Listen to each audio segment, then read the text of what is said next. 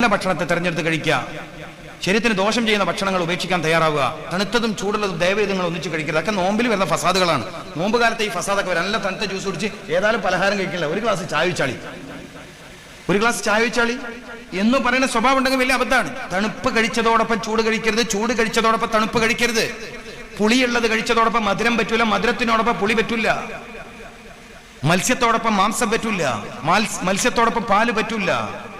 മത്സ്യത്തിന്റെ കറികുട്ടികൾ പ്രാതൽ കഴിക്കണം, രാവിലെ നാസ്ത കഴിക്കണം, പാലൊഴിച്ച ചായ കുടിക്കരുത്. അപ്പൊ മത്സ്യത്തോടൊപ്പം പാല് പറ്റൂല. ചിക്കനോടൊപ്പം തൈര് പറ്റൂല. കോഴി ബിരിയാണി കഴിക്കുമ്പോൾ തൈര് വേണ്ട. പിന്നെ സലാഡ് കഴിക്കേണ്ടത് ബിരിയാണിന്റെ കൂടെയല്ല, ബിരിയാണിക്ക് മുന്നെയാണ്. എല്ലാ ഭക്ഷണത്തിന്റെയും മുന്നെയാണ് സലാഡ് കഴിക്കേണ്ടത്. ഇത്തിരി ഉള്ളിയും ഇത്തിരി ക്യാരറ്റും കക്കിരിയും ഒക്കെ മുറിച്ചിട്ടിട്ട് ചെറുനാരങ്ങൊക്കെ പിഴിഞ്ഞ് അതിനൊന്ന് രുചിപ്പെടുത്തി എല്ലാ ഭക്ഷണത്തിന് മുമ്പ് അല്പം കഴിക്കാൻ പറ്റുമ്പോൾ കൊളസ്ട്രോളിനൊന്നും കംപ്ലൈന്റ് ഉണ്ടാവില്ല. നമ്മൾ അതിലും തെറ്റായ ശൈലിയാണ് ഉപയോഗിക്കുന്നത്.